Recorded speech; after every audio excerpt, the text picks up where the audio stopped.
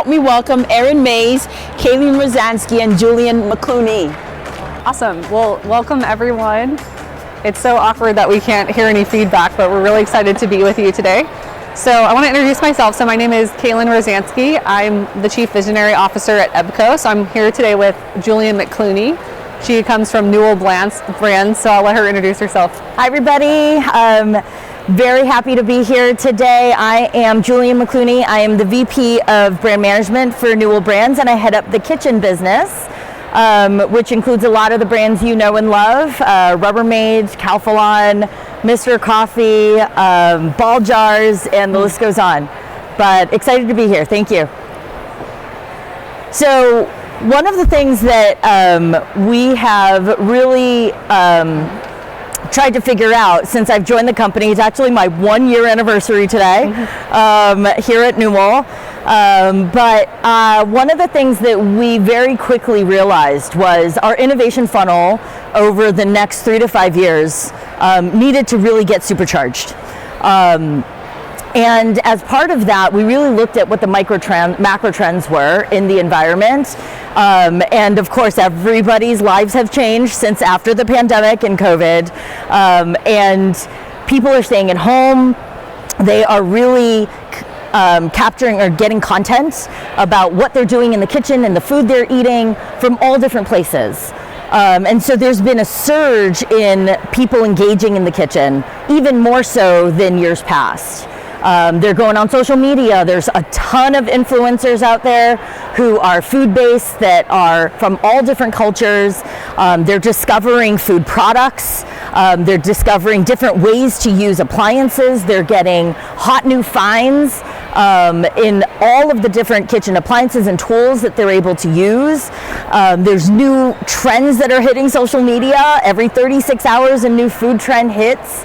And so people have a lot of choices to be able to put in their kitchen and experience how food and beverages really help evolve their experiences with their family and their friends.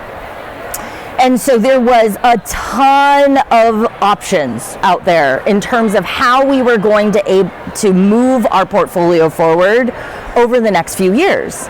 And so with this massive amount of information and all of these insights, we needed a partner to go figure out how to really help us put into segments and jobs to be done where we were going to go source new innovation to really rapidly fuel our innovation pipeline for all of these well-known brands. And so that's where we found EBCO. And there are a ton of kitchen appliances that everybody has known and loved for a number of years. I'll hand it over to Kayleen to tell you a little bit more about the history. Yeah, we're really excited about this section because I think all of us can relate to having appliances at our homes and thinking back to what our grandparents had. And as Julian said, the appliance landscape has changed so much even in the past several years. So in the 1950s, the refrigerator came out. It really became a standard appliance, replacing ice boxes. So I don't know if you've ever had an icebox cake. That's where that word comes from. Thinking back to our grandparents' recipes, the freezers, standalone freezers, became popular for long-term food storage. So interesting to think that we didn't really have bigger freezers before this time period. Toasters started coming into popularity, as well as automatic coffee makers and blenders. So that started facilitating the creation of smoothies and milkshakes that we know today. In the 1960s and 1990s, we really went into this era of what we're going to call easy entertaining. So you think of the 60s, 70s, and 80s, where you started seeing things like, Jell-O really spike in popularity, microwave ovens, which we still kind of love today, but slowly being replaced right now by air fryers and other countertop appliances that we'll talk about. Food processors, the George Foreman grill, which who can forget about that? I feel like there's still a legacy there. And I don't know if you know this, but he actually named all of his 5 kids after himself. There's like George the First, the Second, there's Georgina. So really fun family legacy there. And then the pressure cooker. So the pressure cooker became really popular for a while, and we sort of seen that wave continue now with Instapot and other types of pressure-based cooking systems.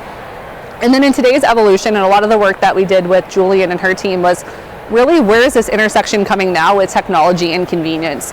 So some of the things we're seeing is a lot more focus on smart appliances, which is no surprise, right? We're seeing that across the whole house system with IoT and starting to think about 5G and 6G and how everything's going to be interconnected. The air fryer, which, who has an air fryer? Raise your hand.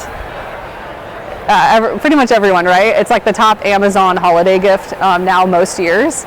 And we've even started to see ovens with air fryer compatibility now. So even just starting to see this idea of rethinking cooking methods and processes. The crock pot, which Julian's going to talk about since that lives in her family of brands. And then now we're starting to see sous vide. So if you have egg bites at Starbucks, you're having a sous vide product. So we're starting to see that even infiltrate. Now we imagine another wave of appliances coming that are going to focus on that cooking technology. And that's right, Crock-Pot is having a major resurgence. We actually have been producing Crock-Pots for over 50 years. The brand was formed in 1971. How many of you have a favorite recipe that has been made through a slow cooker? Crock-Pot branded, hopefully.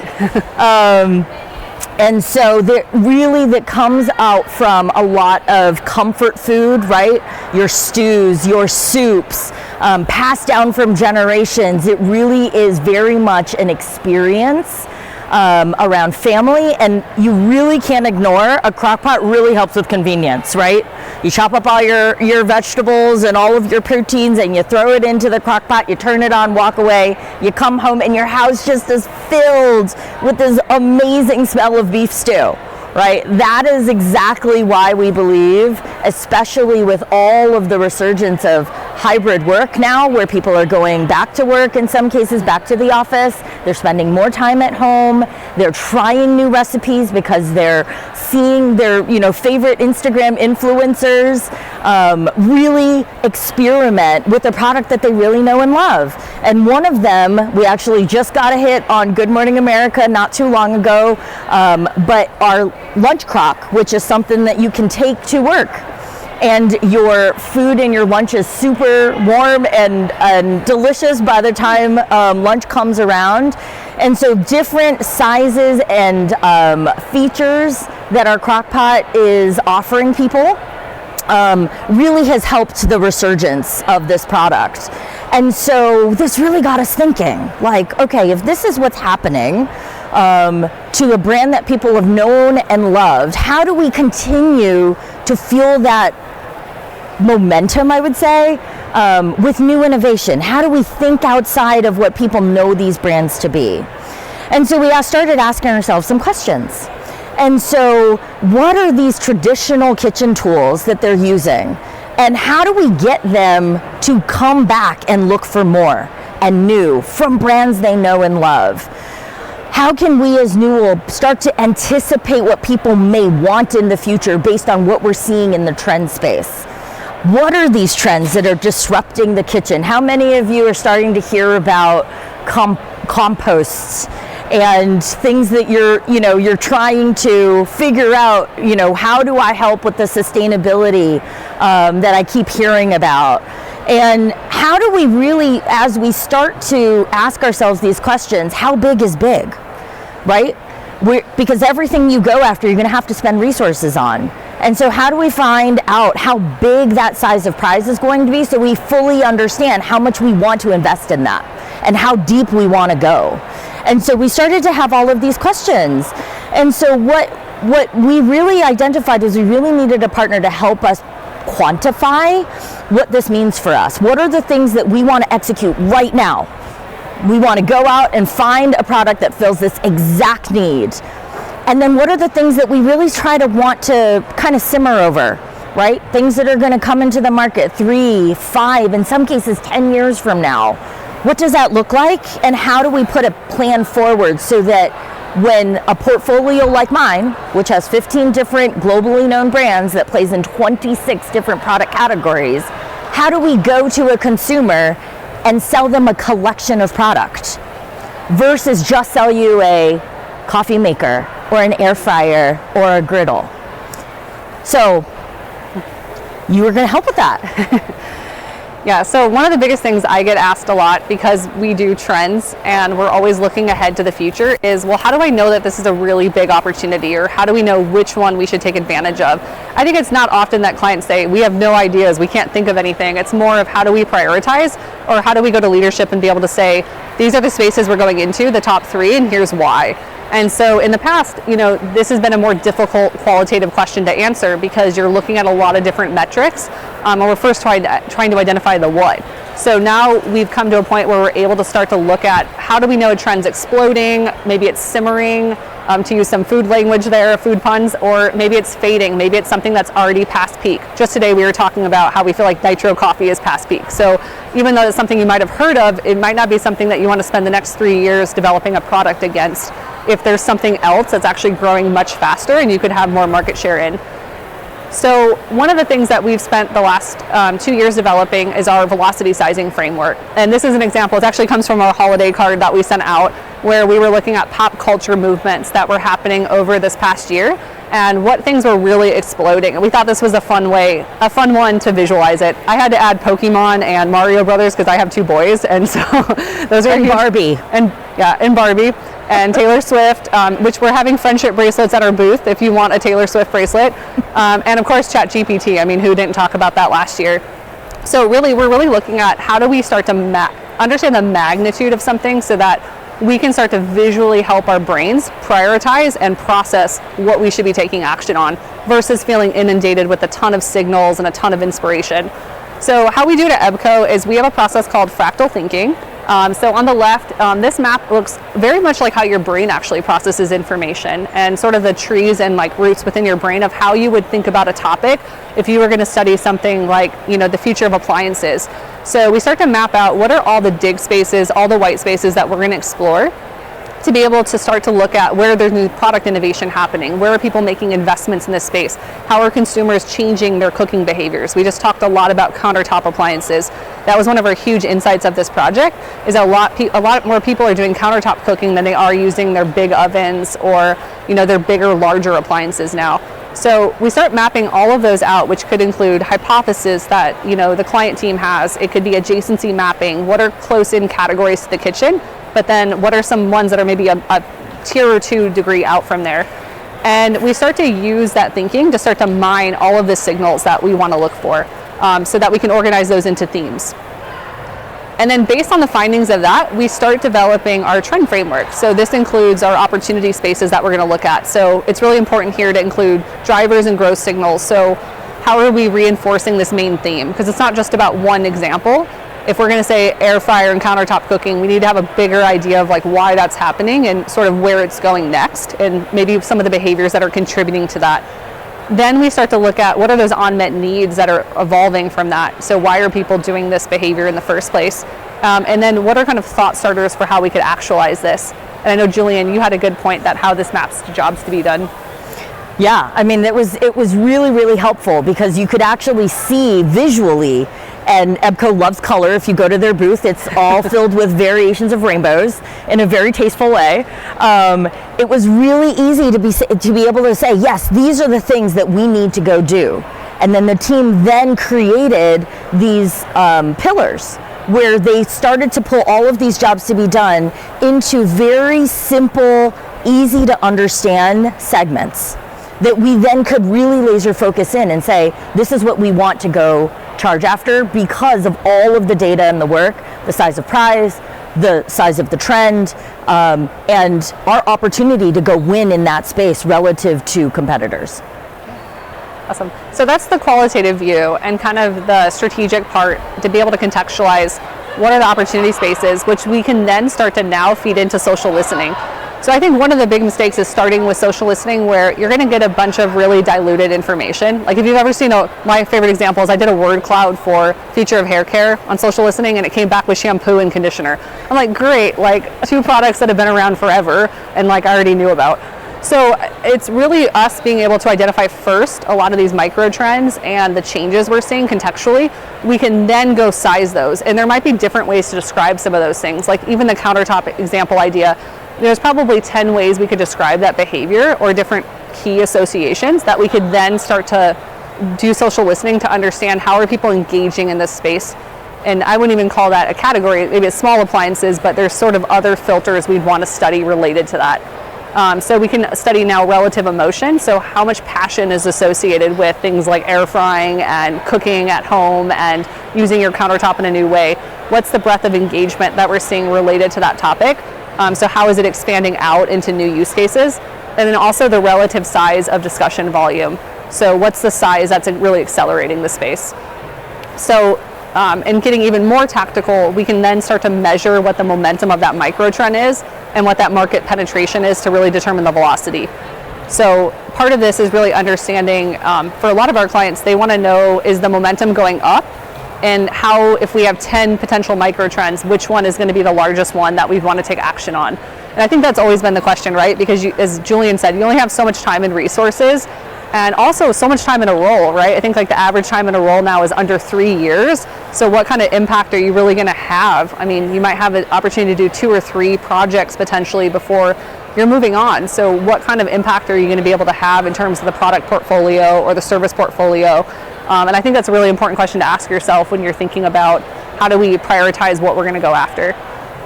And Julian, I don't know if you have any other kind of like context for that one. Well, I mean, I don't know about you, but we're doing a lot more than 3 years around here because we're trying to build legacy of brands. So happy to be here forever if that's a thing. But what really it came down to is really pulling together a project plan where we would focus on key product categories to really deep dive and to find what the trends were that potentially we could hit multiple different product categories with based on these key trends and these jobs to be done. So we wanted to make sure that we were focused on future innovation, the actual thing we were going to bring to the market that was based in insights and trends so that we knew it was going to be relevant. It was really easy to use EBCO's reports that were all data-based and easy to read to be able to sell that up into our leadership. And it was really easy for us to then share that with our market teams who are then in charge of executing on the plan and on the strategy, because all of the data points all led up into the same thing. And they understood why we chose the path we were going to choose. And I think that being able to take all of that data and synthesize it into something that we could share out and have it be actionable was really ultimately why I have so much passion for this, because EBCO has been a fantastic partner in helping us move the ball forward at a really rapid pace. So we wanted to find white space. We wanted to find the consumer need and want. Consumers don't always know what they want until they see it in front of them. And this also was amazing because we were able to then really start to fold in what our marketing messaging was, because it's not just good enough to produce a product that looks really cool or does something special. You got to tell people why people should care. And then more importantly, we were also trying to premiumize our, if that's a word, our portfolio, right? And we want to really start to stretch out our brands into places that people would think is relevant, but unexpected. Yeah, so in terms of process, and I'll have to go through these next slides pretty quickly since we don't have a ton of time left, but we really started with the trend investigation. We moved on to the insight work and the velocity sizing for the trends to really get to what is that jobs to be done framework, and then ultimately product platforms. So definitely a very full-scale program in terms of developing a full innovation pipeline across multiple categories, as Julian said. So a couple of things that we did was really looking at, consumer profiles. So utilizing our white space framework, we launched a social listening effort to really generate conversation-based personas. So looking at what were the tribes associated with our targets, and then also what were expressions of their motivations that really caused people to enter the category and to really expand their participation within that category. So based on that, we were able to create 3 to 4 consumer profiles that were aligned with the brand, and then used measurement methodology. We were able then to measure those profiles relative to volume and size of discussion and the degree of passion that drove that conversation. And then part of the trend growth and velocity sizing that we did was really sizing those trends that we talked about earlier. So looking at analysis of the micro trends and the kitchen moments that we defined, and being able to look at the breadth of conversations across different types of consumers. So it's helpful because it showed the distribution of a micro trend. So is it a mass market trend we're seeing, or something that's really specific to a certain specialty area or a certain tribe? So really our outcome was to get specific sizing data that could help Julian and her team make decisions on which kitchen experiences were gaining velocity and momentum. So just to give you a visualization of what this looks like, we were able to map all of the trends across conversation volume and emotional resonance. So those bubbles are what you see in terms of the trends that we found, and then we did an entire analysis of how those were coming to life and where we were seeing the most passion associated. On this chart, you're going to see which ones required kind of most immediate opportunity, and then which ones require kind of focused attention, and then maybe which ones you're going to monitor a little more passively. And so that just helps with prioritization, because as you can see with this graph, there's so many potential areas that we could have went after. And it doesn't mean that any of these are necessarily wrong. They might be better fits for other brands or other opportunities, but in terms of our attention and focus, we're going to have to prioritize. So this was able to help us understand where the biggest opportunities would be in terms of time and attention. So in terms of kind of wrapping up this presentation, thank you for your time today. And really what kind of the key takeaway is just being able to, one, start with a more qualitative approach and strategic approach to get to opportunity areas, and then two, being able to size those in order to make a more strategic decision about where you're going to focus your time and energy. Thank you so much.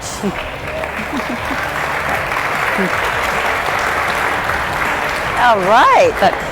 Well, we have run out of time, so if you have any questions, please just visit the EBCO booth, and they will be happy to answer all of your questions. Thank you so much. All right.